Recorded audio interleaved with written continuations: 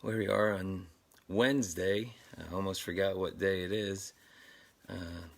But we're here on Wednesday, and we are longing to see what God can do through us. That's what we're looking at in the first chapter of Romans. We'll stay in the first chapter of Romans through the week here and just dissect some of the words that he's trying to share.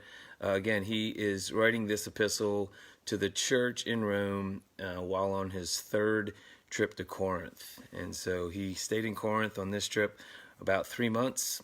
It was written in approximately AD 56. But two verses today, Romans chapter 1, verses 16 and 17, a repeat of 16 from yesterday. But for I am not ashamed of the gospel, for it is the power of God for salvation to everyone who believes, to the Jews and also to the Greeks.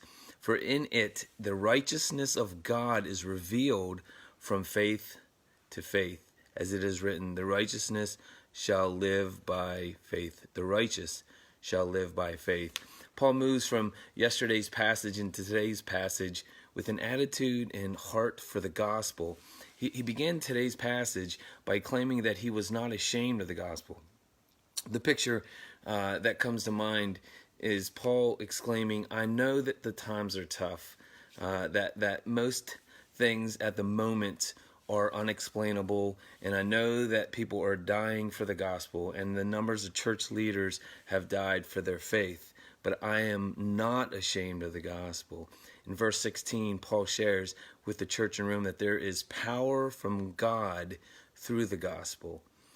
He shares that the gospel is power from God to save everyone who believes. Paul then goes on to say that the gospel message is vital and is not just for the Jew, but is also for the Greek and all people. In verse 17, Paul shares that the gospel message is the righteousness of God. In God, we as sinners are made righteous and perfect. Only through Christ can we be made righteous and perfect. Only through that. And that's how we are able to receive heaven. Eternal life in heaven is through Christ.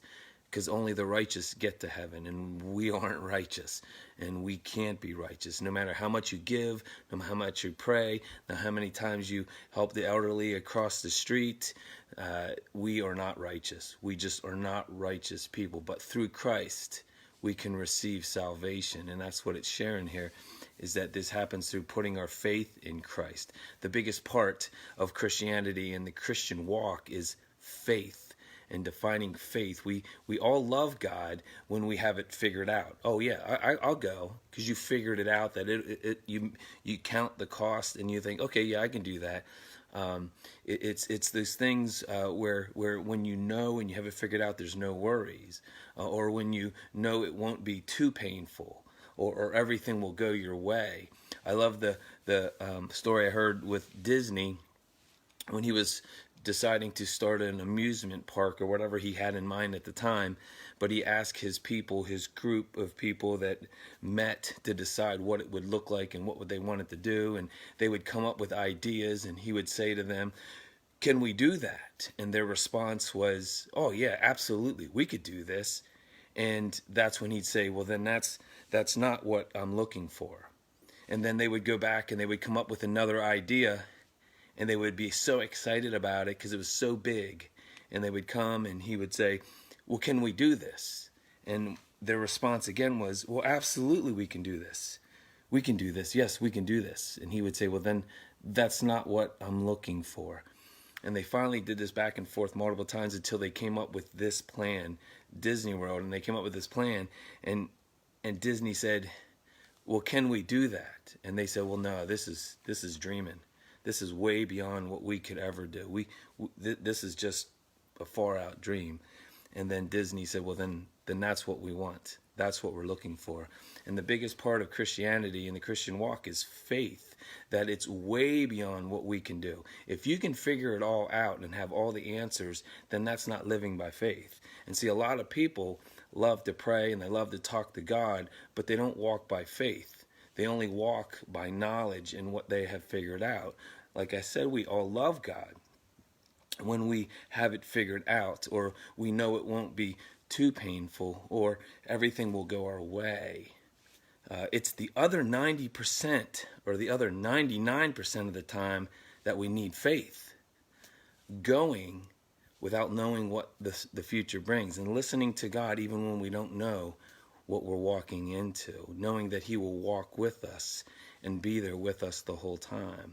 Sometimes this aspect of Christianity is played down in our lives. If we were to look closely to our fellow believers, we would notice that each one of us has different struggles in our lives. In most cases, each one of us tends to not put complete faith in God. Sadly, in unyielding statements I have heard before, our faith is like a rubber band. It does not serve a purpose if it is not stretched. As believers, we need to stretch our faith. We need to stretch. That's our lifeline. That's our bloodline. That's who we are. So constantly desiring to stretch our faith means going through trials and tribulations that we don't have figured out, but we know he will walk with us, and we grow, and we have layers of growth and layers of growth and layers of faith by going without having it figured out. This is when our faith grows the most, allowing us opportunities to grow closer to God, allowing us to be used by him in more meaningful ways. As believers, we are to be unashamed of the gospel, or the cost for sharing the gospel with others. Today's passage causes us to ask, what is keeping Christians from sharing the gospel with friends, family members, and with others that we may not know?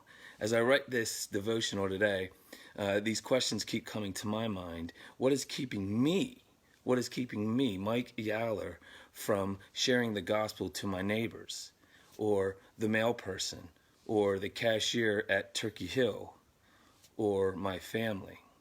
The question for you to ponder over today is, are you ashamed of the gospel? If you are not ashamed of the gospel, then share it with others. Lastly, have you put your complete faith and trust in God? Take 5 minutes to examine these questions and ponder over what is at stake with the gospel, and realize how important your faith truly is to the Christian walk. Recognize that now is the time. Right now is the time. Tomorrow is not guaranteed. Do not let your planning for tomorrow stop you from living for today. If God is asking you to do something today, please do not put him on hold to plan for tomorrow, right? This is what I heard. I forget who I heard this from, but I always talk about C.S. Lewis and Screwtape Letters, a great book if you're looking for a book to read. C.S. Lewis, Screwtape Letters, and he talks about how we are so distracted that that's the plan. As long as we are distracted, we're not doing what God asked us to do today. And here's the quote: "Our greatest fear should not be of failure, but of succeeding at something that doesn't really matter." I want to say that again. Our greatest fear should not be of failure, but of succeeding at something that really doesn't matter. Today, look over your social media apps. Turn your post into a missions field. Share a Bible verse on Facebook or Twitter or Instagram, Snapchat, or whatever else you use. Use the Bible app from YouVersion to post it, possibly with cool backgrounds. For prayer, pray for the lost, confused, the sick, the hurting, people that you know. It could be your neighbors, your family members, the mail carrier, the lady at Turkey Hill, whoever it might be. Just pray for them, right? Those who are without Christ, I consider them lost, confused, hurting, or sick. I was one of those people, very lost and trying to figure out life, right? And so my heart feels for them. They're not bad people, right? Those that I come in contact with, I know the Lord loves them and desires them, and he's using us to be that go-between, just like he used the disciples in their day. After praying for these people that you know, pray for the billions of people out there that have never heard the gospel or responded to it yet. Pray for God to open the door for you to share the gospel with someone today, this week, this month, this year.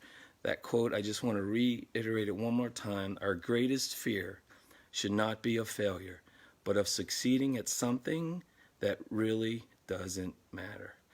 Please add God's reading of his word to your day today, and may he add blessings to that.